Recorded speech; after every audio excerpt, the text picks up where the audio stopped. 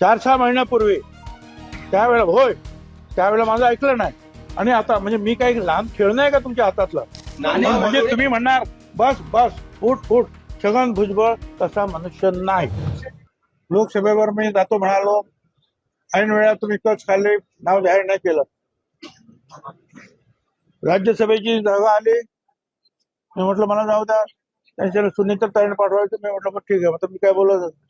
दुसरी जागा आली, त्या ठिकाणी मकरंद पाटील यांचे बंधू नितीन पाटील यांचं नाव द्यायला लागले. आणि म्हटलं मला जाऊ द्या, माझा फायदा तुम्हाला होईल पक्षाला, माझा चांगला फायदा तुम्हाला पक्षाला, मला जाऊ द्या. 40 वर्ष झाली इथे आहे. नाही मग मी त्यांना आम्ही शब्द दिला.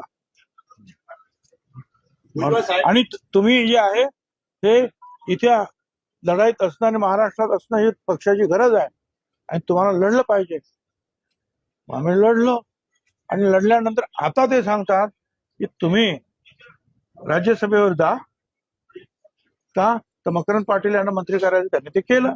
आता त्यांना ते त्याच्या भावाला सांगणार तू राजीनामा दे, खाली आहे.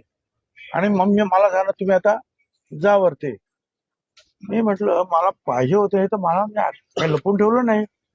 पण आता मी निवडणूक लढलो, आता संपली निवडणूक, अजून त्या मतदारसंघाला काही प्रश्न निर्माण झालेले आहेत ते सोडायचे आहेत.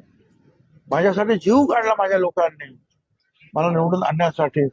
मी त्यांना मी काय सांगू, मी राजीनामा देऊ शकत नाही. कारण राज्यसभेवर जायचं असेल तर विधानसभेचा राजीनामा द्यावा लागेल.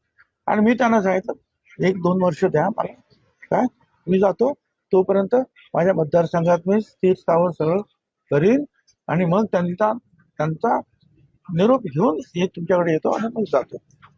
त्याच्यानंतर ते म्हणाले आपण चर्चा करू, बसू. तर कधी बसलेच नाही.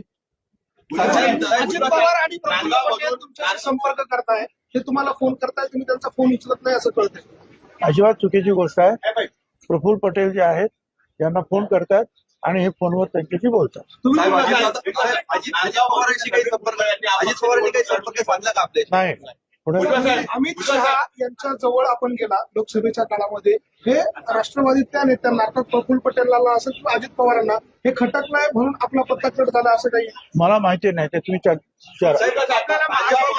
भाजपमध्ये जसे कालमर्यादा ठेवली 75 वर्षाच्या ज्येष्ठांना मंत्रिमंडळामध्ये घेऊन ये, असं काही राष्ट्रवादीने काही धोरण आखलंय का त्यांनी? असं काही त्यांनी ठेवलं नाही. ठेवलं असतं तर मग मला राज्यसभेवर जा म्हणून काय सांगितलं असतं. सांगितलं असतं घरी जा. बरोबर राहायचं नाही अशा प्रकारचा सूर कार्यकर्त्यांनी बैठकीत व्यक्त केलेला आहे. तुमची भूमिका काय असणार आहे? ते मी सगळ्यांच्या भूमिका ऐकून घेतोय.